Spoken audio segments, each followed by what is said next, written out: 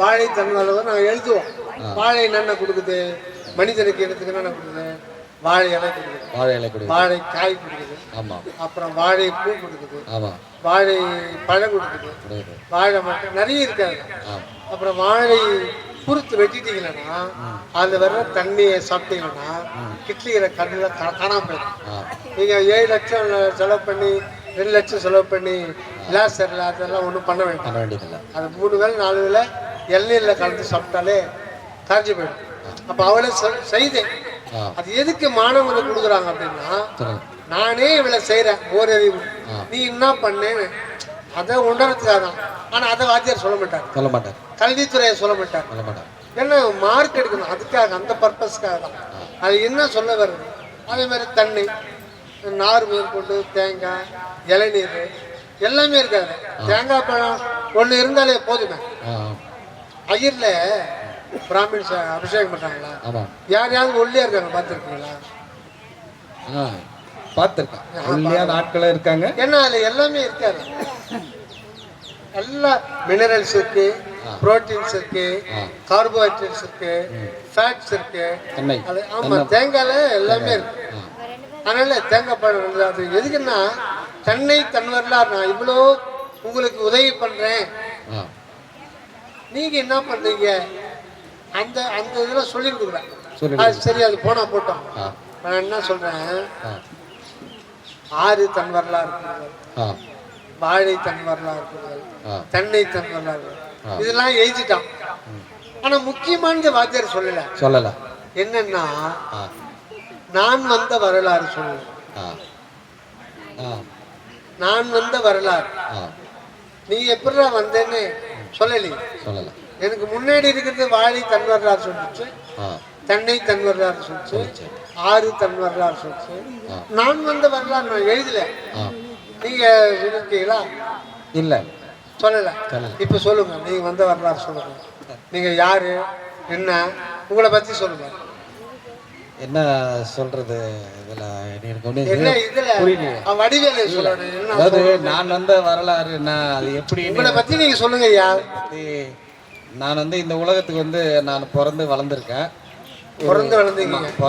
வளர்ந்துருக்கேன். ஒரு தொழில் செய்கிறேன். குடும்பத்துக்காக சில மணி நேரம் வாழ்ந்துட்டு இருக்கேன். அவ்வளோதான். என்ன அங்கே இது பண்ண இதை சொன்னா உங்களை காட்டி கொடுப்பாங்களா? இந்த மாதிரி குடும்பத்துக்காக ஒருத்தர் வளர்ந்துருக்காரு, அவர் தெரியுமான்னு சொல்லி கேட்டால் காட்டி கொடுப்பாங்களான்னு சொல்லி கேட்குறாங்க. அந்த மாதிரி உங்கள் வரலாறு உங்களை பற்றி சொல்லணும்னா என்ன சொன்னா சொல்லுவீங்க? என்னை பற்றி சொல்லணுன்னாக்கா, என்னுடைய பேர் ஜெயக்குமார். நான் இந்த மாதிரி ஒரு ஏரியாவில் வசிக்கிறேன். சரி, அந்த மாதிரி சொல்லலாம். நீங்க சொல்ல மாட்டீங்க. நீங்க யாரு சொல்லுங்க. நீங்க யாரு? நான் யாரு அப்படின்னு கேட்டா, நான் ஜெயக்குமார் தானே ஜெயக்குமார். இப்போ நீங்க குழந்தை பிறந்தப்போ ஜாதகம் போய் பார்த்துருப்பாங்க. அதுல உங்க அப்பா பார்த்துருப்பாரு, ஐயர் சொல்லியிருப்பாரு, ஜே முதலீட்டு சொல்லிட்டு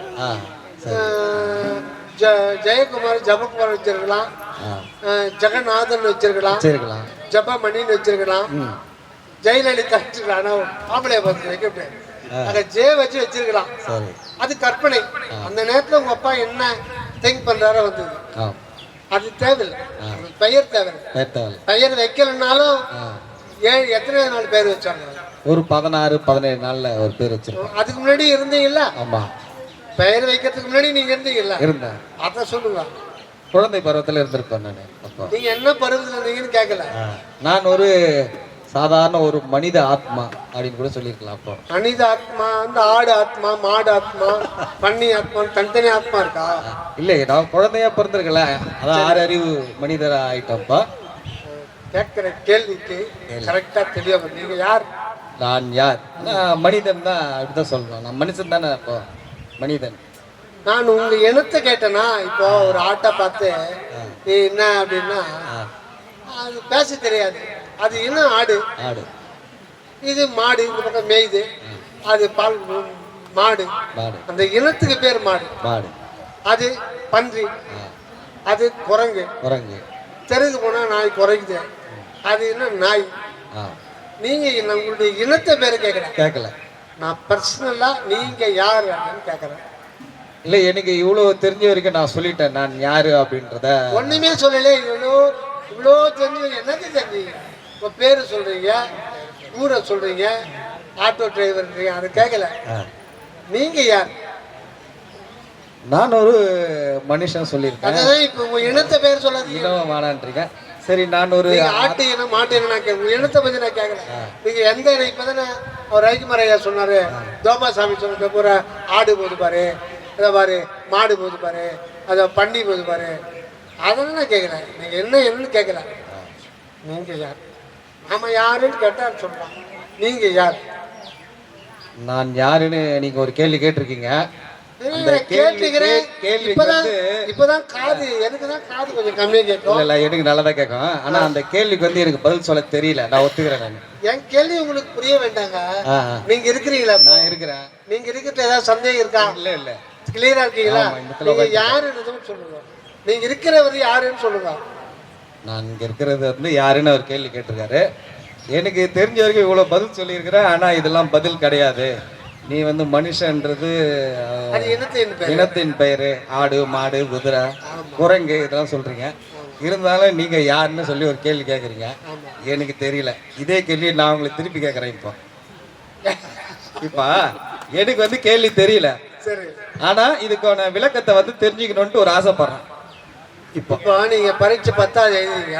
இல்ல இல்ல இல்ல கொஸ்டின் அவர் கொடுத்துட்டேன், எனக்கு தெரியல சார், நீங்களே எழுதுறீங்க, ஒத்துப்பாரா? நீங்க வந்து இப்போ கரெக்டான ஒரு கேள்விக்கு இப்போ நீங்க இப்போ வந்திருக்கீங்க. இப்போ நான் வந்து ஸ்கூல் போகாத ஆள்கிட்ட 10வது உடைய அந்த கொஸ்டின் பேப்பர் கொடுத்துட்டு நீங்க 10th எக்ஸாம் எழுதுனா என்னால எழுத முடியாது.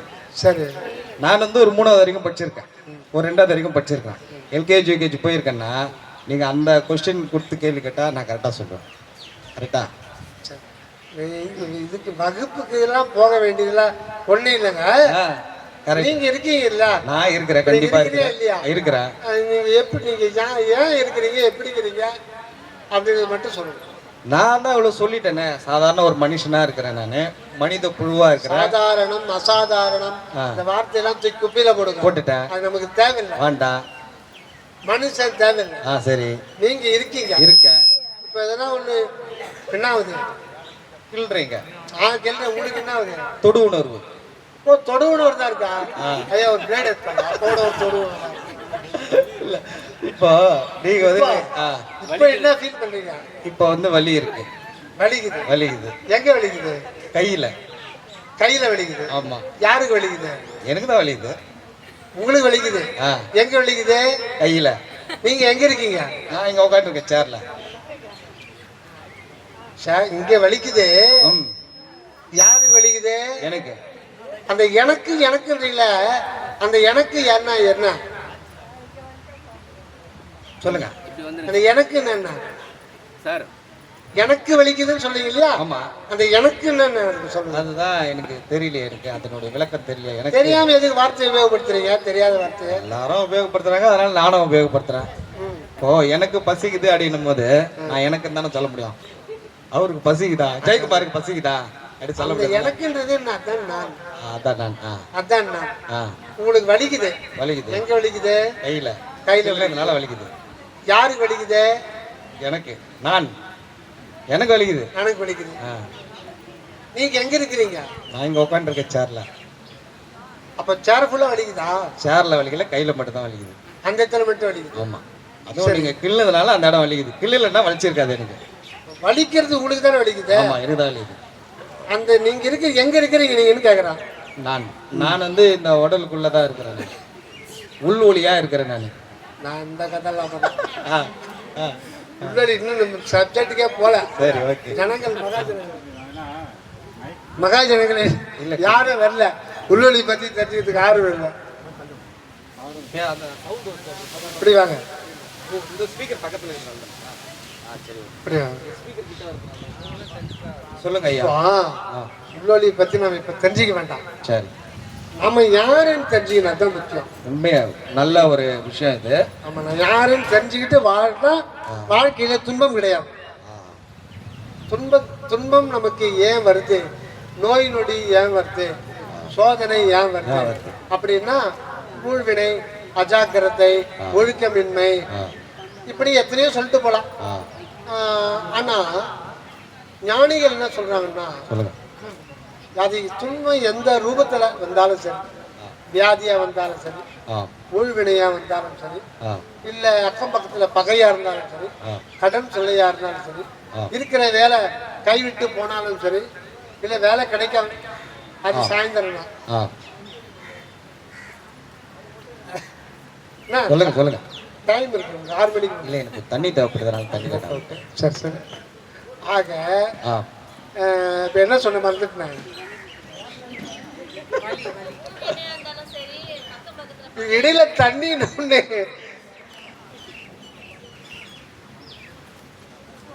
கொடுங்க கொடுங்க.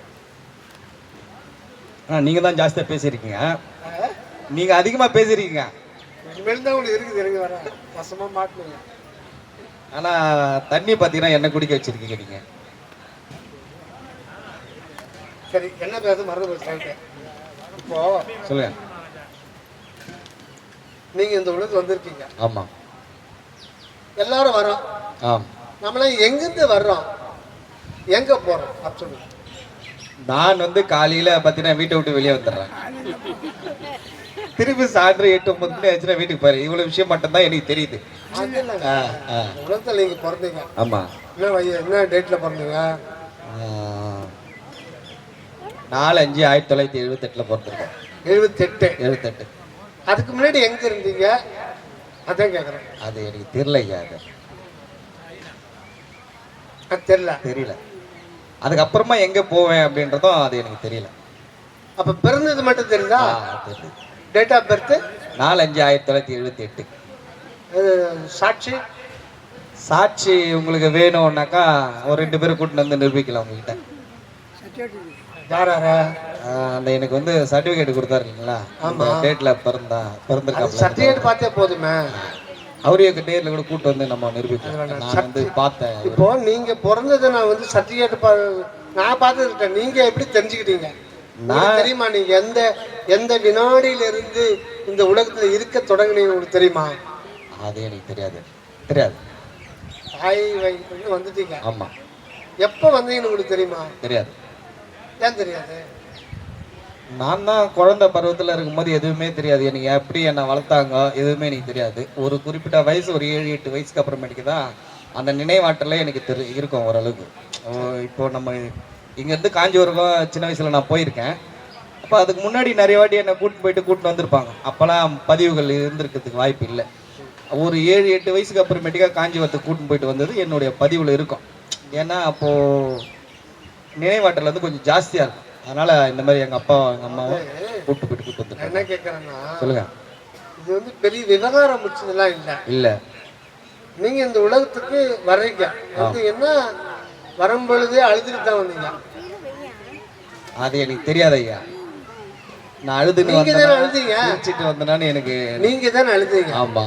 அழும்போது அந்த உணர்வு தான் அழுதீங்க. இல்ல, அப்போ அந்த உணர்வு அழும்போது வலி உங்களுக்கு உணர்வு தெரிஞ்சது இல்ல, அது இப்ப தெரியாது. இப்ப இல்ல. அது ஏன் தெரியாது? அது சரியா தெரியல எனக்கு. இதனால இது யாராவது பதில் சொல்ல முடியுமா? இதுக்கு வந்து உங்கள யாருனாவது பதில் சொல்ல முடியுமா அப்படின்னு ஐயா கேட்கிறேன். உங்களுக்கு யாருன்னா அதுக்கு பதில் தெரியுமா? குழந்தை பிறக்கும் போது ஜனன வேதனையில் அது பிறக்குது, ஒரு வலியோட பிறக்குது. அதனுடைய உணர்வுல ஒரு துன்ப அவஸ்தை இருக்கு. அது பட்டு அந்த நேரத்தில் பட்டுருக்கு. இப்போ அது ஞாபகம் இல்லை. அது மட்டும் இல்லை, சின்ன வயசுல 5 வயசு 10 வயசுல அனுபவிச்சது எல்லாமே நமக்கு ஞாபகம் இல்லை. ஏதோ 7ஆம் கிளாஸ் 8ஆம் கிளாஸ் படிக்கிறதுக்கு மட்டும் அந்த அனுபவம் மட்டும்தான் நமக்கு ஞாபகம் இருக்கு. அது ஏன் யாராவது ஞாபகம் மறந்துதான் சார். ஞாபகம் பதிவாகுது, மூளையில பதிவான பிறகுதான் தெரிய ஆரம்பிக்குது ஐயா. மூளையில பதிவாகி அதை நாம உணர்கின்ற போதுதான் நான் யார் என்பது தெரிய வருகிறது. அதுக்கு முன்னாடியே நான் வந்து குப்பன் என்ற பெரியவருக்கும் செல்லம்மாள் என்ற அம்மாவுக்கும் நான் பிறந்தவன். குப்பன் என்ற பெரிய குப்பனுடைய விந்து வந்து செல்லம்மாளுடைய வயிற்றுல போன பிறகு நான் பிறந்திருக்கிறேன் அவ்வளவுதான் அப்படின்னு சொல்றாங்க எங்க பாட்டி சொல்லிச்சு. சரி, நீங்க இது கேள்விப்பட்டீங்க? அவ்வளவுதான் கேள்விப்பட்ட விஷயம் தான். சொன்னாங்க, நீங்க கேள்விப்பட்டீங்க, உங்களுடைய அனுபவம் கிடையாது. பேரே வச்சிருக்காங்க, உங்களுடைய அனுபவம் கிடையாது. இது இது வந்து என்னுடைய அனுபவம் அப்படி நீங்க அந்த மைக்ல பேசுங்க சார். அந்த மைக் உட்காருங்க, நீங்க உட்கார்ந்து அந்த மைக்ல பேசுங்க. ஐயா, குழந்தை பிறந்த உடனே அதுக்கு வந்து நினைவாற்றல் இருக்காது. ஏன்னா அது ஆண்டவரோட அந்த சோல் ஆன்மா வந்து நினைவாற்றல் தேவையில்லை. இப்போ குழந்தை பிறந்துட்டு அதுக்கு பொதுவாக எதையும் கொடுக்க கூடாதுன்னு சொல்லுவாங்க. 3 மாசம் 4 மாசம் தண்ணி கூட கொடுக்க கூடாது. ஆனா குழந்தை பிறந்துக்கு 5 புலன்கள் பூர்ணமாக வேலை செய்யும். நீங்க குழந்தை பிறந்து அது மரண வேதனையில அவஸ்தைப்பட்டு ஒரு 4 மணி நேரம் ஆன பிறகு நீங்க தேனை வாயில வேணுங்க டேஸ்ட் பண்ணிட்டாங்க, தப்புன்னு டேஸ்ட் பண்ணுங்க. அப்ப அதுக்கு அந்த அறிகின்ற ஒரு அறிவு அப்பவே வந்துருக்காது. அது அறிகின்ற ஒரு இது வந்து அதுதான் நான் கேட்கிறேன். அது அறிகின்ற அது வந்து அப்ப அதை அனுபவிச்சது இல்லைங்களா? அந்த அனுபவம் அந்த அனுபவிச்ச அந்த அனுபவம் போய் சேருகின்ற அந்த உணர்வு தொடர்ந்து இருந்துகிட்டு தான் இருக்கு. அப்பதான் அது தொடர்ச்சியா இருந்துகிட்டு தான் இருக்கு. அந்த அனுபவம் ஏன் இப்ப ஞாபகம் இல்லை? அது மூளையில பதிஞ்சாதான் ஞாபகம். என்னொன்று சொல்றேன். இப்போ நான் ஆவின் மில்க்ல 75 ரூபாய் ஐஸ்கிரீம் சாப்பிட்றேன். ரொம்ப டேஸ்டா இருக்கு, ஆனந்தமா இருக்கு. ஷார்ட்டாக சொல்லணும்னா சொர்க்கத்தை காமிக்கும். நல்லா ஒரு 1/4 மணி நேரம் டேஸ்ட் பண்ணி சாப்பிட்றேன். நல்லா அனுபவிச்சேன், முடிஞ்சிடுச்சு. 2 நாள் கழிச்சு நல்லா அனுபவிச்சேன். 2 நாள் கழிச்சு சுண்டி இழுக்குது, திருப்பி அனுபவிச்சு. அதுதான் ஏற்கனவே அனுபவிச்சாச்ச, இப்ப மறுபடியும் அனுபவிக்கணும்னு தோணுது. அப்படிதானே? நாளைக்கு ஞாயிற்றுக்கிழமை எத்தனை ஆடு உலகத்துல சாவும், எத்தனை பன்றி சாவும், எத்தனை கோழி துடிக்கும், எத்தனை ஜீவன் கதறும், யாரும் கவலைப்படவில்லை. அது கதறி நமக்கு என்ன வந்து அது எது எப்படியான போட்டோம். மைண்ட் எடுக்காது. மைண்டு, இந்த மூளை, இதெல்லாம் இந்த பாடி சம்மந்தப்பட்டது தான். இந்த பாடி சம்பந்தப்பட்ட ஒரு இது அந்த எவிடன்ஸ் இதில் பதியும். இப்போ உதாரணமாக எனக்கு சின்ன வயசில் மஞ்சள் காமால் இருந்தது, போயிடுச்சது. ஆனால் இப்போ டெஸ்ட் பண்ணிங்களாலும் கூட கேட்குறாங்க, உங்களுக்கு மஞ்சள் காமால் இருந்துதான், இருக்கிற மாதிரியே காமிக்கும். அதே மாதிரி உங்களுடைய அனுபவம் வந்து மூளை செல்கள்லையும் பதிவாயிருக்கு, மனதிலையும் பதிவாயிருக்கு, ஆத்மாவிலையும் பதிவாயிருக்கு. 3 நிலையில் பதிவாயிருக்கு. மூளை செல்களில் பதிவாகிறது ஸ்தூலமாக இருக்கு, நல்ல ஒரு இதாக இருக்கு. மைண்டில் பதிவாகிறது, ஆழத்தில் ஜீவனில் பதிவாகிறது, அது கொஞ்சம் சூக்குமமாக இருக்கு. ஆன்மாவில் நமக்கே தெரியாது, ஆனால் எல்லாமே பதிவாகுது.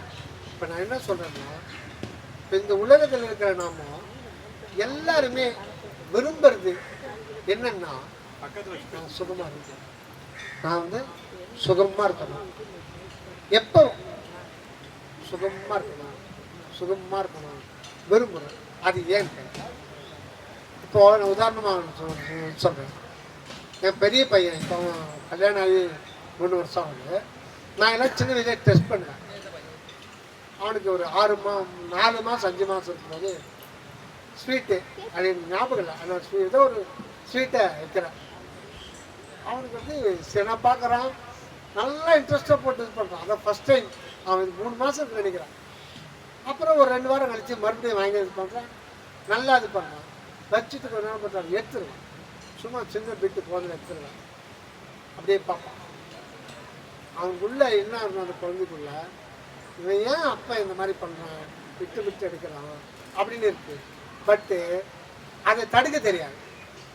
ஆனால் 1 மாதம் 2 அதுக்கான ஒரு முயற்சியிலே இருக்கு. அப்புறம் ஒரு 2 மாதம் 6 மாதம் கழித்து நான் அதே ஸ்வீட்டை வைக்கிறேன்.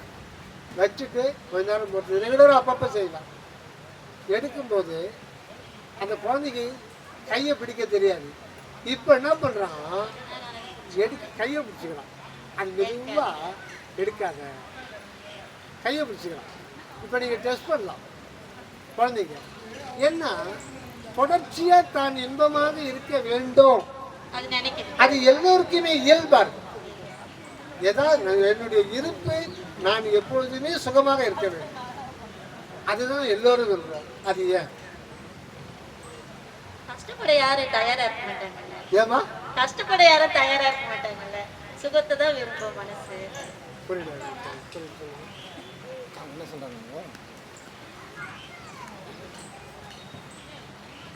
இல்ல இல்ல அவங்ககிட்ட கொடுங்க, எனக்கு சரி கொஞ்சம் இதாகட்டும், அவங்ககிட்டே கொடுங்க.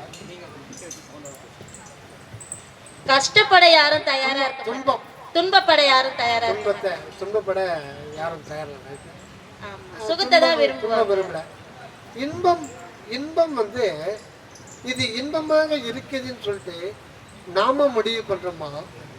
ஆல்ரெடி அது முடிவு பண்ணி அந்த ரிசல்ட் நம்ம கையில ஒப்படைக்கப்படுகிறது. இதுதான் வாழ்க்கையில தான். அது மைண்ட் செட்.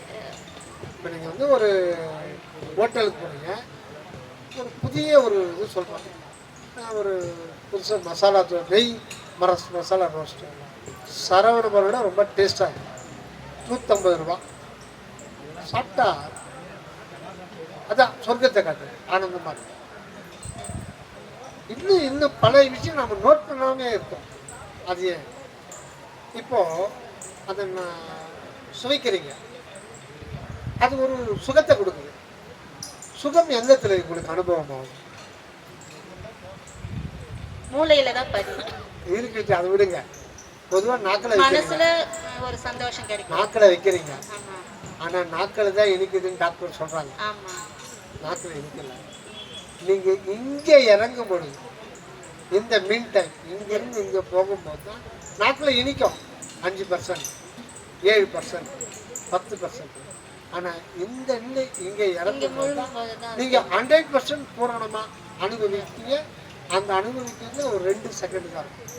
2 செகண்ட் 3 செகண்ட் அனுபவிக்கும் பொழுது உங்களையே அறியாமல் அங்கே உங்களுக்கு ஒரு அற்புதம், ஒரு வியப்பு ஏற்படும். அந்த வியப்பு ஏற்பட்டால்தான் அங்கே ஆனந்தம் இருக்கும். நீங்கள் ஒரு அதிசயமாக கண்ணில் பார்க்கறதில்ல, மனதில் நினைக்கிறது இல்லை. அந்த ஜீவனுக்கு, அந்த ஜீவனில் அது ஒரு வியப்பாக இருக்கு, அதிசயமாக இருக்கு. அதிசயப்பட்டால்தான் அங்கே ஆனந்தம். அதிசயப்படவில்லை என்றால் ஆனந்தமாக. அந்த அதிசயப்படுதல் அந்த ஜீவனுக்கு இயற்கையாக இருக்கும். இன்னொன்று, அங்கே எண்ணங்கள், எந்த சுகத்தை அனுபவிக்கும் போதும் அங்கு எண்ணங்கள் அற்ற நிலை ஏற்பட்டால்தான் உங்களுக்கு சுகம் அனுபவம். அது எந்த சுகமாகட்டும். நீங்கள் பேசிக்கிட்டே அங்கே மசாலா தோசை சாப்பிட்டீங்கன்னா அதனுடைய பூரணத்துவம், அதனுடைய ஒரு இதோட அவங்களுக்கு 50% தான், இல்லை 25% தான். பேசிக்கிட்டே சாப்பிடும். எங்கள் தம்பி என்ன பண்ணாப்புல, சின்ன வயசில் நம்ம ஒரு 1ஆம் கிளாஸ் 2ஆம் கிளாஸ் போனோம். அப்போ தான் டீ போடுறோம். அப்போல்லாம் டீ கிடையாது. இப்போ எனக்கு வந்து 16-17 வயசு, எனக்கு 61 வயசு இருக்குது. அப்போ இப்போ தம்பி ரொம்ப சின்ன பையனாக இருந்தான். அப்போது எங்கள் ஊரில் வந்து பவர் லூம் போடுறாங்க. அப்போ பவர் லூம் இப்போ தான் போடுறாங்க. அதுக்கு முன்னே கைத்தறி. பவர் லூம் போட்டால் ஒரு ஆளை போட்டு, பக்கத்தில் ஆளை போட்டு ரன் பண்ணணும். ஏன்னா காஸ்ட்டு. அப்போ தான் வந்து வட்டி கொடுக்க முடியாத பொருளை ஈட்ட முடியும். ஷிஃப்ட்டு போட்டுருவாங்க. அப்போ தான் முதல்ல ஊரில் டீ கடை இருந்தது. ஜான ஒருத்தர் தான் டீ சாப்பிட போவாங்க, எல்லோரும் போக மாட்டாங்க. பெரும்பாலும் எங்களுக்கெல்லாம் டீனான்னு என்ன தெரியாது, பால் தான். டீ காஃபிலாம் தெரியாது. நாங்கள் 10வது படிக்கிற வரையில் டீ காஃபி எங்களுக்கு தெரியாது. சிமெண்ட் தரை வீட்டில் கிடையாது, சாணம் போட்ட தரை தான். சாணம் போட்டு இருப்பாங்க. தொடர்ந்து சாணம் போட்டே இருக்கும்போது உங்களுக்கு நல்லா இருக்கும். தரை அப்படி தான் இருக்கும். ஃபேன் கிடையாது. நான் காலேஜுக்கு போகும்போது தான் அந்த ஃபேனு வந்தது. அதெல்லாம் தெரியாது. இப்போ வந்து ஒரு நிமிஷம் கூட இருக்க முடியல. அப்படி இருந்த ஒரு காலகட்டம். அப்போ தான் டீ போடுறாங்க, ஒரு ரிலாக்ஸாக இது பண்ணணும்னு சொல்லி. அப்போ டீ சாயந்தரம் 5 மணிக்கு போடுவேன், நான் 4:30 மணிக்கு போடுவேன். இவன் 1ஆம் கிளாஸ் போயிட்டு வந்துடுவான். வந்துட்டு எல்லோரும் ஆளுக்கு ஒரு டம்ளர் எடுத்துக்க ரெடியாக இருக்கும். அங்கே தறி ஓட்டுறாங்கல்ல லேபரு, அவங்க 2 பேருக்காக தான் போடுறது. நாங்கள் எல்லோரும் சாப்பிடுவோம். பசும்பாலை வாங்கி டீ போடுவோம். எல்லாருக்கும் 3/4 டம்ளர் தான் வரும். டிகாஷன் அது போனால் ஒரு 3/4 டம்ளர் கொஞ்சம் கம்மியாக தான் இருக்கும், அவ்வளோதான். நல்லா திக்காக இருக்கும். இவனை மூஞ்சி அப்படியே இது பண்ணி வச்சுப்பான். ஏன்னா அவனுக்கு ஃபுல்லாக வேணும். ஃபுல்லாக கொடுக்க முடியாது. ஒரு 7-8 பேர் இருப்போம், ஃபுல்லாக கொடுக்க முடியாது. மூஞ்ச மொட்டான்னு வச்சுட்டு இருப்பான். பார்ப்போம் எல்லாரும் வந்து சும்மா ஒரு பாலாடை ஊற்றுன்னு அது ஊற்ற அந்த காக்கா கல் போட்டா மேலே தட்டி விட்டுருக்காரு. அவன் முகம் மலரும். இதெல்லாம் நான் நோட் பண்ணுவேன். மலர்ந்து திருப்பி அதில் அந்த ஃபுல்லாக ஆகி ஒரு இவனு நிற்கும். நாங்கள்லாம் சாப்பிடுவோம். இவன் வந்து அப்போ கூட சாப்பிட மாட்டான். என்னடா பண்ண நான் பார்த்தேன். உள்ளே போய் சமையல் உள்ள போய் கொஞ்சம் தண்ணி எடுத்து அதை ஊற்றுறான். சில்லினாலும் பரவாயில்ல, ஃபுல்லாக முடியும். அது எடுத்துக்கிட்டே தனியாக போயிடும். எதை கொடுத்தாலும் தனியாக அந்த வாசலில் தனியாக போயிட்டு தனியாக பேசாமல் போகும். காரணம் என்னன்னு கேட்டீங்கன்னா, தனியாக இருக்கும்போது எண்ணெங்க லட்ச நிலை ஏற்படும். அப்போது அந்த சுகானுபவம் வந்து நல்லாயிருக்கும். நீங்கள் எந்த ஒரு இன்பமே அனுபவிக்கும் போது அங்கே ஒன்று வந்து அதிசயம் ஏற்படும், சுகானுபவம் ஏற்படும். இது எண்ணங்களற்ற நிலை, அதிசயம் ஏற்படும். ஆனால் இந்த அதிசயம் வந்து ஃபியூ செகண்ட் தான் நிற்கும். எப்படின்னா திருப்பி அது யூஸ் ஆகாது. அது ஏன் அங்கதான் இருக்கு காரணம். ஏன்னா நம்ம இருக்கிறோம் இல்லைங்களா, இதை பத்தி தான் நம்ம தெரிஞ்சிக்காம நம்ம மனிதன் வாழ்ந்துட்டு போட்டோம். நம்ம எப்படி இருக்க முடியுது, இருக்கிறோம் சொல்றோம். புதுசா ஆன்மீகத்தை தேடிக்கிட்டு வெளியில சுத்தம்னா காலம் உள்ள சுத்த வேண்டியது. ஆனா தன்னை அறிய தனக்கு ஒரு கேடு இல்லை, தன்னை அறியாமல் தானே கெடுகிறான். தன்னை அறியும் அறிவை அறிந்த பின் தன்னை அரிச்சிக்கத்தான் இருந்தானே.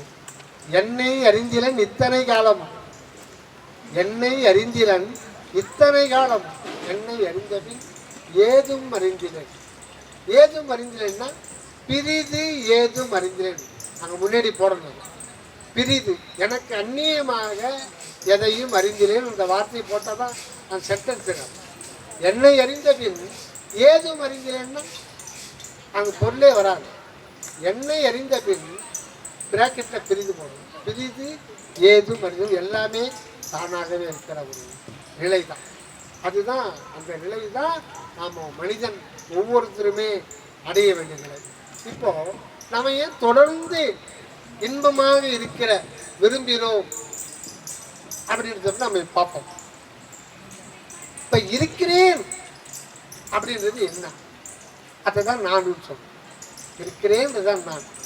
அது எங்கே சுடர் விடுது, அது எங்க நமக்கு ஸ்பார்க், எங்க ஸ்பார்க் ஆகுதுன்னா இந்த இடம் தான்.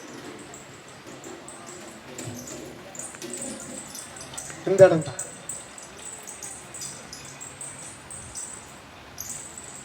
ஐயா அது கைவிட்டு கேட்க முறையா அந்த கேட்டோம். அந்த அண்ணாக்குக்கு மேலே உள்ள போயிட்டீங்கன்னா உங்களுக்கு மண்டை ஓடு வந்துடும். அண்ணாக்குக்கு மேலே இருக்கிறது முகுல மூளை. அது முகுல மூளைன்னா தண்டுவடத்தினுடைய மேல் நுனி பகுதி தான் முகுல மூளை. அந்த முகுல மூளைக்கு மேலே, முகுல மூளைக்கு மேலே இதுதான் தண்டுவடம். இது அண்ணாக்கு. இந்த தண்டுவடத்துக்கு மேலே இந்த இடத்துல, அந்த இடத்துல ஒரு சிறிய வெற்றிடம் தான். அந்த வெற்றிடத்துல தான் கண்ணில் காணப்படும், கண்ணில் பார்க்க முடியாத ஒரு வெளி இருக்குது. கண்ணால் பார்க்க முடியாத வெளி இருக்குது. அந்த வெளி என்றும் உள்ள வெளிதான். என்னைக்கு என்றென்றைக்கு அது இருக்குது. அதுதான் நம்முடைய உண்மையான உருவம். நம்முடைய உண்மையான உருவம் கண்ணால் பார்க்க முடியாது. உண்மையில நம்ம பார்க்கல முடியாது. நாம் அதுவாக இருக்கிறோம். அது ஒரு பிடிச்சிருக்கு போதும். இப்போ இதை பற்றி நம்ம ஆய்வு பண்ண போகிறோம். ஏன்னா அதுதான் உள்ளொளி நிலை. அதை பற்றி தான் நம்ம பார்க்க போகிறோம்.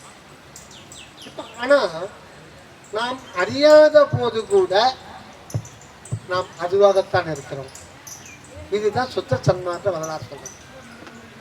நாம் அறியாத போது கூட, அதை நினைக்காத போது கூட, அதை நினைத்து பின் மறந்து வேறு ஒரு காரியத்தில் இருக்கும் போது கூட, அப்படி ஒன்று இல்லை என்று வாதிடும் போது கூட, தூங்கிக் கொண்டிருக்கும் போது கூட அந்த வெளியாகத்தான் இருக்கிறோம்.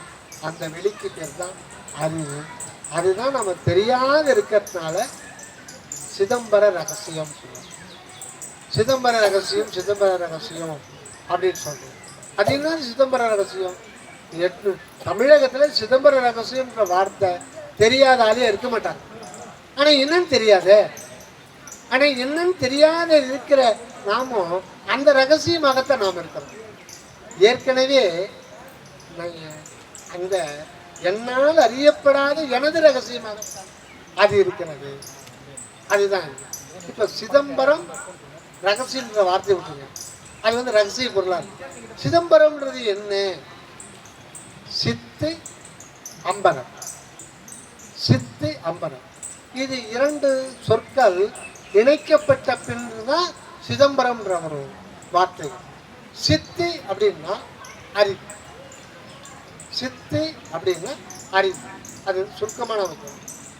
ஒருத்தர் சொல்றாங்க கடவுள் இல்லை, கடவுள் இல்லை அப்படின்றவங்க. ஒரு சொல்றாரு, எந்த பசங்க வந்து காவி வச்சு கட்டிக்கிட்டு, பட்டையை கட்டிக்கிட்டு, பட்டையை வச்சுக்கிட்டு இங்கே அங்கே போயிட்டு இந்த கோயில் அந்த கோயில்னு சொல்லி தெரிஞ்சுக்கிட்டு இருக்காங்க, ஆன்மாவை தேடி இருக்காங்க. இவங்களுடைய தேடல் எப்படி இருக்குதுன்னு அவர் ஒரு கருத்தை சொல்கிறார். அது ஒன்றும் இந்தியாவில் அதுக்கு ஒரு தடை கிடையாது. என்ன சொல்கிறாருன்னா, கண்ணில்லாத கருப்பு பூனை விளக்கில்லாத இருட்டறையில் இல்லாத பொருளை தேடிக்கொண்டிருப்பது போல் இவர்கள் ஆன்மாவை தேடிக்கொண்டிருக்கிறார்கள் அப்படின்னு அவர் சந்தோஷப்படுறார். சரி, அப்படியே இருக்கும். நான் இப்போ அவர்கிட்ட போய் கேட்குறேன். அவர் தான் நீங்கள் சொல்லுங்க ஐயா. இப்போ நீங்கள் சொன்னது இல்லையா, அவர் தாங்க. சரி, நீங்கள் சொல்கிறத நான் ஒத்துக்கிறேன். நீங்கள் சொல்கிறத நான் என்ன சொன்னேன் ஐயா, நீங்கள் ஒத்துக்கினீங்க. எனக்கு புரியல, சரியா மறுத்து. நீங்கள் இந்த உலகத்தில் இருக்கிறீங்களா, எந்த உலகத்தில் இருக்கிறீங்க? இல்லை, இப்போ நீங்கள் நேரம் சொல்லிக்கிறேன், கத்திக்கிறேன், என்ன சொல்றது தெரியாது ஐயா. இல்லை, நான் என்ன சொன்னேன்னு தெரியல ஐயா. நான் சொன்னதை ஓகே, சாரி. நான் என்ன சொன்னேன்னு மறந்துட்டேன் நானே. சரி, இப்போ நான் ஒன்றும் இல்லை, கேள்வி ஸ்டெப் பை ஸ்டெப்பாக கேட்குறேன். சொல்லுங்க. நீங்கள் வந்து ஒன்றும் சொல்ல வேண்டாம், சிரமப்பட வேண்டாம். இருக்குது இல்லை இல்லை அதை மட்டும் சொல்லுங்க. பொண்டாட்டி இருக்கா? இருக்கு ஐயா. இருக்காங்க. சரி,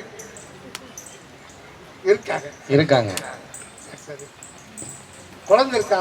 குழந்தைங்களும் இருக்காங்க. வீடு வாசல் இருக்கா? வீடு வாசல் இருக்குது ஐயா. வீடு இருந்தா வாசல், வீடு தான் வாசல். வாசல் வீடு இருக்கு, வாசல். ஆனா வீடு வாசல் கேட்பாங்க. வீடு வாசல். சொத்து பத்து இருக்கா? சொத்து பத்து கிடையாது ஐயா. இல்லை, வீடு வாசல் இருக்குது, சொத்து பத்து கிடையாது. நிலபலம் இருக்கா? அதுவும் கிடையாது. வாகனம் இருக்கா? இருக்கு. வாகனம் இருக்கா? சரி. அறிவு இருக்கா? அது கொஞ்சம் யோசிச்சு தான் பதில் சொல்லணும், டைம் ஆகும் கொஞ்சம். உண்மையிலே இல்லை, உங்களை பாராட்டேன். ஏன் அப்படி? நான் வந்து என்ன எதிர்பார்த்தேன்னா, இந்த கேள்வி கேட்டீங்க எங்க அடிச்சிருவீங்களான்னு பயந்தேன்.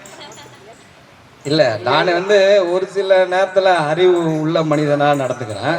சரி, ஒரு சில நேரத்தில் அறிவற்ற மனிதனா நடந்துக்கிறேன். ரெண்டு விதமா நடந்துக்கிறேன். ஆத்துல ஒரு கால் சேர்த்துல கால் வைக்க முடியாது. இல்லையே, கோபம் வரும்போது பார்த்தீங்கன்னா நம்ம என்ன பேசுறோம்னு நமக்கு தெரிய மாட்டேங்குது. கெட்டு போச்சுன்னா கெட்டு போந்துதான், அதை புதுப்பிக்கலாம் முடியாது. அறிவு இருக்குன்னு எப்போ அறிவு இருக்குன்னு அர்த்தம். ஒரு நேரம் அறிவோடு இருப்பேன், ஒரு நேரம் அறிவு கட்டனா இருப்பேன். எப்படி இப்போ சொல்றது எப்படி இதுன்னா, நான் ஒரு நேரம் திருடனா இருப்பேன், ஒரு நேரம் போலீஸா இருப்பேன். இல்லை இல்லை, இப்போ ஒரு உதாரணத்துக்கு நான் சொல்லணும்னு வச்சுங்களேன். இப்போ நல்லா இப்போ கஷ்டம்லாம் இல்லாமல் சந்தோஷமா இருக்கிறேன்னு வச்சுங்களேன். அப்போது ஒரு தப்பு பண்ணுறவங்க கூட நான் பரவாயில்ல அவனை மன்னிச்சலான்ற நிலைமைக்கு நான் போயிடுவேன்.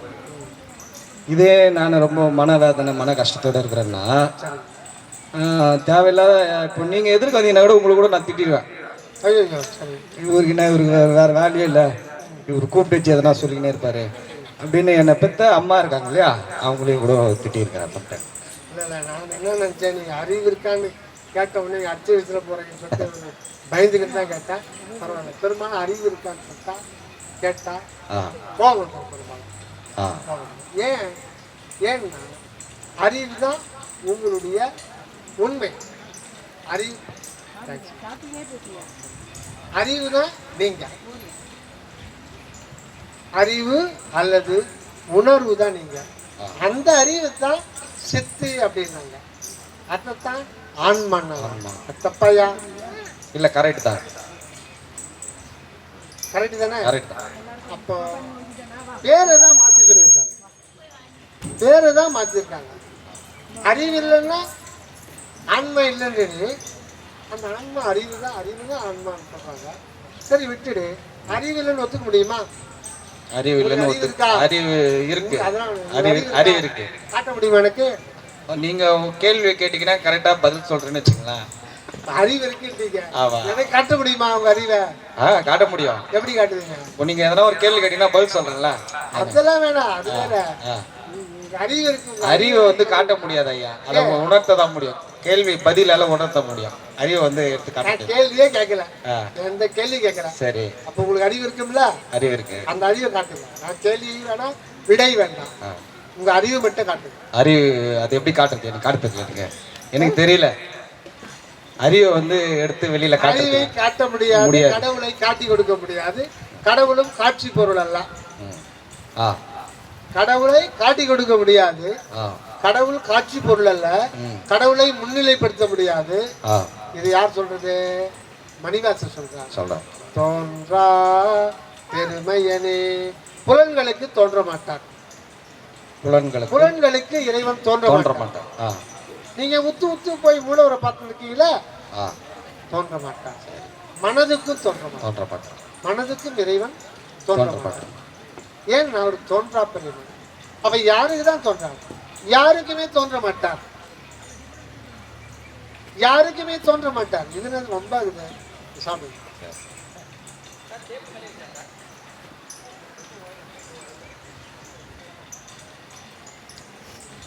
புலன்களுக்கு தோன்றிட்டாங்க. மகாலட்சுமி மயிலாடுதுறை கொடுத்தாங்க. ஆக புலன்களுக்கு தோன்ற மாட்டார். நான் கண்ணில் போய் பார்க்கறேன்னு கருவறையில் சாமியை கோயிலில் பார்க்குறேன். 7 மணி நேரம் போய் பார்த்தேன். அது இல்லையா? அது இல்லைன்றாரு மணிவாசர். எப்படி பார்த்தது 7 மணி நேரம் கிடையாது. ஒன்று நீ அல்லை, அன்று ஒன்று இல்லை. இதோடாவது முடிச்சுக்கலாமா? இந்த புறத்துல எந்த ஒரு சூரியனையோ சந்திரனோ எதையோ சுட்டி காட்டி இறைவா அது நீயா என்றால் இறைவன் சொல்லுறா அது நான் அல்ல. அப்புறம் மணிவர் சொல்ற மறுபடியும் சொல்றாரு, அதுக்கு நேர் எதிர்ப்பதமா அன்றி ஒன்று இல்லை. நீ இல்லைதான், ஆனா நீ இல்லாமல் சூரியனோ சந்திரனோ கடலோ ஆறோ பூமியோ பஞ்சபூதங்களோ இங்கே ஆகிவிட முடியாது. அப்போ என்னதான் அவருடைய ஆண்டவருக்கு? அதுதான் திருவாசகத்திலே எல்லாமே தோற்ற சுடரொடியாய் சொல்லாத நுண்ணுணர்வாய். நாம பார்க்கறதுல என்னுடைய தோற்ற சுடரொடிகள், புறத்தோற்றங்கள், இறைவனுடைய புறத்தோற்றங்கள். ஆனால் இறைவன் உண்மையில் சொல்லாத நுண்ணுணர்வாய். இந்த சொல்லாதன்ற வார்த்தை சும்மா சாதாரண வார்த்தை. யாருக்கும் தன்னை காட்டி கொடுக்க மாட்டார். அது இப்படி எப்படி என்று சொல்ல முடியாது. இப்படி எப்படி அது இப்படி இருந்து எப்படின்னு சொல்ல முடியாது. ஏன்னா சொல்றவங்க அது உள்ள போய் பார்த்து வந்து வெளியில வரும்போது இருக்க மாட்டாங்க. உள்ள போகும்போதே உப்பு பொம்மை கடல் அளக்க போச்சான். என்னாச்சு? இல்ல இது கொஞ்சம் உப்பு பொம்மை, அந்த பொம்மையை வந்து உப்புல கடல் நீர் அளக்க போச்சான். கடல் நீரை வந்து இந்த உப்பு பொம்மை வந்து அளக்க போச்சு. கடல் என்ன ஆகும்? கரைஞ்சு போச்சு. ஒரு அடி வச்சா கரைஞ்சு. அந்த மாதிரிதான் ஞானிகள்லாம் கரைஞ்சு. இப்படி இல்ல, இப்படி இருந்தாருன்னா என்ன? கரையிலன்னு அர்த்தம். கடல்ல தண்ணியே தொடல. இதுல இருந்து இடத்துல அது என்ன படம் செட் பண்ணியிருக்கோம் காசு வாங்கிறதுக்காக. இந்த சமீப படம் நம்ம பைக்கில் வேகமாக வருவான், இவன் பையன் நினைப்பான், பையன் அடிச்சு ஐயோ ஐயோன்னு சொல்லிட்டு இது பண்ணுவான். ஆனால் பைக் அங்கேயே நிறுத்திடுவான். டேய் நீ இச்சடா சைனை கேட்டாங்க, ஏன் அங்கேயே நிறுத்திட்டான், அதெல்லாம் தெரியாது இது பண்ணான். அது மாதிரி கடவுளை பற்றி சொல்கிறாங்கன்னா அவன் உள்ளே போகணும், கடவுளை பற்றி சொல்ல முடியாது. அதுதான் வள்ளல் பெருமான் சொல்றாரு, ஆணி பொன்னும் பலத்தை கண்ட காட்சிகள் அற்புத காட்சியடி அம்மா அற்புத காட்சியடி, ஜோதிமலை ஒன்று தோன்றிற்றதில் ஒரு வீதியுண்டாச்சுதடி அம்மா வீதியுண்டாச்சுதடி. ஸ்டெப் பை ஸ்டெப்பா சொல்லிட்டே வர்றாங்க, எல்லாத்தையும் சொல்லிட்டு வர்றாங்க. எல்லாம் போயிட்டு சந்நிதியில் சென்றேன், சந்நிதியில் சென்று அங்கு நான் பெற்ற பேரது சாமி அறிவாரடி. என்ன சாமி? ராமலிங்க சாமி. எல்லாத்தையும் நான் போனா வந்தேன், எல்லாத்தையும் ஏழுநிலை மாடத்து மேல ஏறினேன், எல்லாத்தையும் போனேன். சந்நிதியில் சென்றேன், நடராஜர் சந்நிதியில் சென்று, சந்நிதியில் சென்று அங்கு நான் பெற்ற பேரது சாமி அறிவாரடி. ஏன் இப்படி பண்ணாரு? இவர் தானே சொல்லிட்டு வர்றாரு. கிடையாது, ஒரே ஒரு பரம்பொருள் தான் இருக்கு, அதுதான் அதை அனுபவிச்சிருக்கு. அதுக்கு வேறாக யாரும் அனுபவிக்க முடியாது. இந்த ஞானசரி என்ற பாடல்ல 28வது பாடல்ல ஒரு முக்கியமான சொல்றாங்க. இந்த பாடல் வந்து அது நிறைய ஞானிகள் சொல்றாங்க. அதாவது நான் வேறனாதிருக்க நீ வேறனாதிருக்க அந்த மாதிரி சொல்லுவாரு. நானும் சரி கடைசி பாடல வரும். புக் வச்சிருக்கீங்களா? புக் இருக்கா?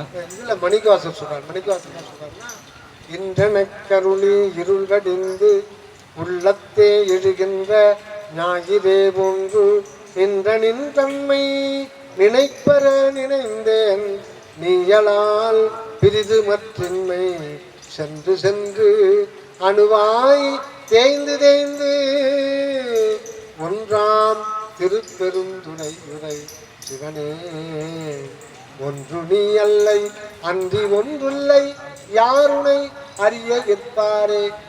யாருனை அறிய இருப்பாரே, நான் பெற்ற பேரது சாமி அறிவாரி. எல்லாம் ஒரு வேலையாகும். இது என்ன அப்படின்னா, அந்த இடத்துல போகும்போது அங்க ஒன்னாதான் இருப்பாங்க. அங்க இரண்டு பொருள் இருக்காது, இருவேறு பொருள் இருக்காது. தன்னையும் தன் அருட்சக்தியின் வடிவையும் என்னையும் ஒன்று என. Thank you thank you. இல்ல இதுல வரல, ஞானசரி 28வது பாடல். ஞானசரி இல்லை, ஞானசரியில அது ஞானசரி இல்லை. ஞானசரி 28வது பாடல். ஞானசரி இருங்க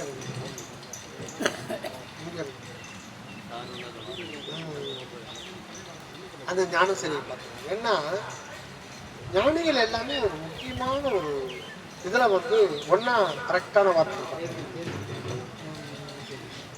அருணிகநாதன் பெருமாள் என்ன சொல்றாருன்னா, யான் மூழ்கி யான் போய், இது வரலாறு சொல்றாரு, நான் மூழ்கி நான் போய் அதுவாக பெறுவேணும் அப்படின்றார். எல்லாமர என்னை இழந்த நலம் சொல்லாய் முருகா சுரபூபதிய அப்படின்னு அருணிகநாதன் வந்து இறைவன்கிட்ட வேண்டார். அப்போ இறைவன் அருள் புரிகின்ற பொழுது என்ன ஆகுதுன்னா, தானே தான் இருக்கிறார். யாவும் தானாய் தன்னந்தனி நின்றது தான் அறிய இன்னும் ஒருவருக்கு இசைவிப்பதுவோ அப்படின்றார். அதுல வந்து இறைவன் மட்டும்தான் இருக்கிறாரு அப்படின்ற ஒரு உண்மைதான் எல்லாரும் சொல்றாங்க. இதுல மணிக்கவாச திருவாசகத்துல யாருனை அறிய கேட்பார்னா, இறைவனுக்கு அந்நியமாக நின்று இறைவனை அறிய முடியாது. நான் என்பது இல்லாது போகணும். உண்மையில நான் என்பது இல்லை அப்படின்னு உணர்ந்தது எல்லாம் நீதான் எல்லாமா இருக்கிறாய் என்பதை உணர்ந்து நான் எங்கு கரைகின்றதோ அப்பொழுதுதான் அவனை அனுபவிக்க முடியும். அப்படி அனுபவிக்கும் போது அவனே அதுவே அதனை அனுபவித்துக் கொள்கிறது. ஆக சச்சிதானந்தம் என்பது கடவுளுக்குரியதா மனிதனுக்குரியதா என்றால் கடவுளுக்குரியது, மனிதனுக்குரியதல்ல. ஆக கடவுளே மனிதனாக இருந்துதான் அந்த ஆனந்தத்தை அனுபவிக்கிறார். அதுதான் சார் உலக வாதனையை தவிர்த்தவர் உள்ளகத்தே சத்தியமாய் அமர்ந்தருளும் உத்தம சர்க்குருவை நேர் உறவே எவராலும் கண்டுகொளற்கு அரிதாம். நேர் உறவே எவராலும் கண்டுகொளற்கு அரிதாம் நித்திய வான்பொருளை என்றார். நேர் உறவே, நேருக்கு நேரா இறைவனை அறிய முடியாது. ஒருமுறை அடியன் சிவன் கோயிலுக்கு போயிருந்தேன், ஒரு 25-30 வருடங்களுக்கு முன்னாடி. அப்போ மூலவர் நந்தீஸ்வரர் இங்கே இருந்து எதிர்க்கு நின்று தீபாராதனை, எல்லாரும் சைடு இருந்தாங்க. பார்க்கறதுக்கு எல்லாம் தலை மறைஞ்சு எதிர் நின்று சாமி கொடுத்தாங்க. அப்போ ஒரு பெரியவர் சொன்னார், தம்பி எதிர்க்க நிற்கக்கூடாது, சைடில் நின்று. எனக்கு அப்போ புரியும், சரிங்கன்னு சொல்லிட்டு இப்போ அப்போல்லாம் இது பார்க்கும்போது தான் நேர் உறவே முன்னிலை நின்று இறைவனை அறிய முடியும். அப்போ எப்படி தான் இறைவனை அறிய முடியும்னா, நான் என்பது உண்மையில் ஒன்று கிடையாது, எல்லாமே இறைவன் தான். இறைவன் தான் தன்னைத்தானே அனுபவிக்க வேண்டி இந்த உடலும் உயிரும், உடல் உயிர் ஆன்மா என்கின்ற முத்தோற்றத்தோடு இங்கு வந்திருக்கிறார் என்பதை உணர்ந்து கொண்டு நாம் எப்பொழுது ஒதுங்கி நிற்கின்றோமோ அப்பொழுதுதான் நமக்கு துன்பம் இல்லாத ஒரு இன்ப வாழ்க்கை கிடைக்கும். இது யாரோ ஒருத்தர் விருப்ப தேர்வு பண்றது கிடையாது. ஒரு சிற்றெரும்பு கூட அந்த முடிவானவருடைய கோல் சச்சிதானந்தம், அதை நோக்கி அவனுடைய உன்னொளி செலுத்தப்பட்டு கொண்டே இருக்கும். எப்போ அதுக்கு தாகம் எடுக்கிற வரையில அது இன்பம் துன்பம் இன்பம் துன்பம் என்கின்ற இன்னல் வாழ்க்கையில செலுத்தப்பட்டிருக்க. சரிங்க, இப்போ வள்ளலார் வருகை எதற்கு, அவருடைய சிறப்பு என்னன்னா, இதுதான் நம்ம இப்போ இருக்கிற காலகட்டத்தில் எப்பவும் இல்லாத ஒரு இக்கட்டான சூழ்நிலையில இந்த உலகம் தவிச்சிருக்கு. எந்த பக்கம் பார்த்தாலும் பஞ்சபூதங்கள் பாய்சன். அமைதி என்றது இருக்கான்னா அமைதியே கிடையாது. ஒரு ஆளுக்கு 10க்கு மேற்பட்ட வியாதி. அது ஏகப்பட்ட பிரச்சனையில சந்திக்க வேண்டியிருக்கு. இன்னும் அடுத்த ஜெனரேஷன்லாம் இன்னும் நல்ல டெக்னாலஜி அதிகமாகுது. இப்போ 12 மணி நேரம் ஒருத்தர் கம்ப்யூட்டரில் வேலை செஞ்சு ஒரு மாதம் 2 லட்சம் கூட சம்பளம் வாங்குறாங்க. ஆனால் இப்போ ஒரு புதுசாக ஒரு பெரிய கம்ப்யூட்டர் கண்டுபிடிச்சிருக்கான். அது 1 மணி நேரத்திலேயே அது 10,000 30,000 கணக்கு போட்டு அது ஒரு மிஷினை 1 லட்சம் பேரை வேலை விட்டு எடுத்துரும். அது இன்னும் கொண்டு வரல, கண்டுபிடிச்சாங்க, சீனாலே கண்டுபிடிச்சிருக்காங்க. ஆக இந்த மாதிரி இருக்கும்போது இனி வருங்காலத்தில் இப்போவே படித்தா வேலை கிடைக்குமான்னா கிடைக்கல, இப்போவே கிடைக்கல. இது வருங்காலம் கேள்விக்குறியாது. அது மட்டும் இல்லை, நீங்கள் காய்கறி வாங்கினாலும் பாய்ச்சல், எது வாங்கினாலுமே பாய்ச்சல். எந்த துறை நல்லா இருக்கு, நேர்மையானது இல்லை, எந்த பக்கம் போனாலும் நமக்கு ஆபத்து நிறைந்த ஒரு சூழல் தான் நிலநடுக்கம். எப்போ நிலநடுக்கம், சுனாமி எப்போ, பூகம்பம் எப்போ, காரணம் இருக்கிறது உயிர்களை சித்தவரை பண்ணலாம். முன்பு எப்போதும் இல்லாத அளவுக்கு உயிர்களை ரொம்ப ரொம்ப ரொம்ப கொடுமைப்படுத்தி துன்பப்படுத்தி அதனுடைய முன்முன்றதுனால இன்றைய அந்த ஒவ்வொரு ஜீவன், அந்த ஜீவன் அது படுகின்ற அந்த மரண வேதனை படுகின்ற பொழுது அதனுடைய அவஸ்தை பிரபஞ்ச வெளியில கலந்துருக்கு, பிரபஞ்சத்தில் கலந்துருக்கு. இப்போ நாம பேசுறது கூட இன்னொருத்தருக்கு எப்படி கேட்குதுன்னா, சாதாரணமாக பேசும்போது அவர் சொல்ல கேட்கும். ஏன்னா காற்றில் இருக்கிற எலக்ட்ரான்ஸ் வேவ்ஸ் வச்சு இது பண்ணுது, காற்று கொண்டு இருக்கு. இதில் பண்ணும்போது இன்னும் கொஞ்சம் அதிகமாக ஃபோர்ஸாக கொடுக்கும்.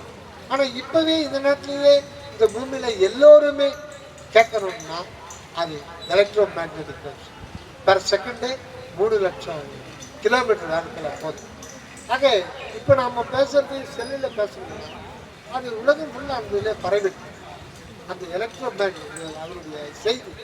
அதே மாதிரி தான் இந்த உலகத்தில் எந்த மூலையில் எந்த ஜீவன் சித்திரவதை பட்டாலும் அது உலகம் ஃபுல்லாக இயற்கை சீற்றம் பண்ணும். அதனால் சீற்றம் வந்து இந்த உலகத்தில் எப்பவும் தாக்கத்துக்கு தயாராக நான் பார்த்துக்கிட்டாங்க. அது எல்லாமே சாதி, மதம், சமயம் இவைகள் எல்லாமே வந்து அந்தந்த பகுதியில் ஏதோ ஒழுக்கத்தை கொஞ்சம் வளர்த்துதோ இல்லையோ நமக்கு தெரியாது. ஆனால் மகத்தான வேலையை செஞ்சிருக்கு. சமுதாயத்தை துண்டு துண்டு துண்டு துண்டு துண்டா ஆக்கி போடுத வெற்றி. இந்த சாதி, மதம், சமயம் செய்த செயல்ல அது செஞ்ச வெற்றி என்னன்னா, துண்டு துண்டு துண்டா நீ வேற, நீ வேற, உன் தெய்வம் வேற, என்னுடைய தெய்வம் வேற, சண்டை, போர், ரத்த ஆர்வம் இப்போ பார்க்குறோம். அது எப்போ ஏற்படுச்சோ அப்போதுலேருந்தே பிரச்சனை. இது அமைதியாக போகணும்னா இது போகவே போகும். அதனால தான் சாதி சமய சழக்கை விட்டேன் அருள் ஜோதியை கண்டே நடு, அக்கட்சி அருள் ஜோதியை கண்டே நடு அப்படின்றார். அவரு மட்டும் தப்பிச்சு போனதில்லை, எல்லாரையுமே லிபரேட் பண்ண போறார். அதுக்கான ஆயத்த பணிகள் தான் நடந்துகிட்டு இருக்கு. மகனே நீ ஒன்றும் பண்ணாது, அற்புதம் செய்தாண்ட நீ ஒன்றும் பண்ணாது, அவனையில் அடிச்சு சத்துருவாங்க. அது நீ உனக்கு ஒன்றும் நீ ரெஸ்ட் இல்லை. அவங்க அந்த வேலையை அவங்களே பார்த்து முடிச்சுக்கிட்டு இதெல்லாம் அப்புறம் சுத்த சன்மார்க்கம் என்ற பகிர்ந்தாங்க. ஆக இப்போ இந்த உலகத்தில் யார் ஏற்றுக்கொள்ளவில்லையானாலும் மரணமில்லா பெருவாழ்வு இம்ப்ளிமெண்ட் பண்ணுற நேரம் வந்துவிட்டது. அது எந்த க்ஷணத்துலையும் உலகத்தில் புரட்டி போடவும் தயாராக இருக்குது. அது 2025 2032 7 வருடங்கள் இந்த புரட்டி போகிறது நடந்துக்கிட்டே இருக்கு.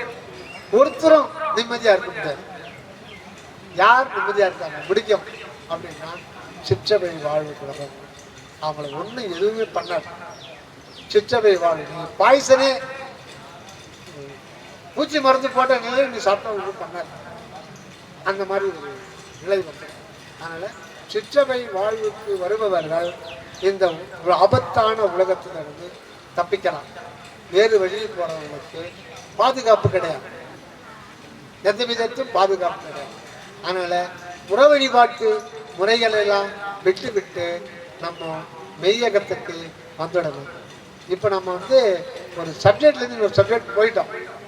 நம்ம ஏன் சுகத்தை விரும்புகிறோம், இதுக்கும் உள்ளொலிக்கும் இறைவனுடைய தன்மைக்கும் இதுக்கும் என்ன தொடர்பு இருக்கு, அதை பற்றி நாம் தெரிஞ்சுக்கிறோம்.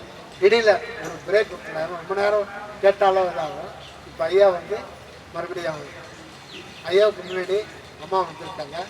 நீங்கள் மகளிருக்கு என்ன சொல்கிறீங்க, எவ்வளோ நேரம் என்ன இப்போதைய சமுதாயத்தில் இல்லத்தரசிகள் தாய்மார்கள் என்ன கடைபிடிக்கிறது சுத்தமா உங்களுக்கு என்ன நீங்க தோணுதோ அது சொல்லுங்க. வாங்க.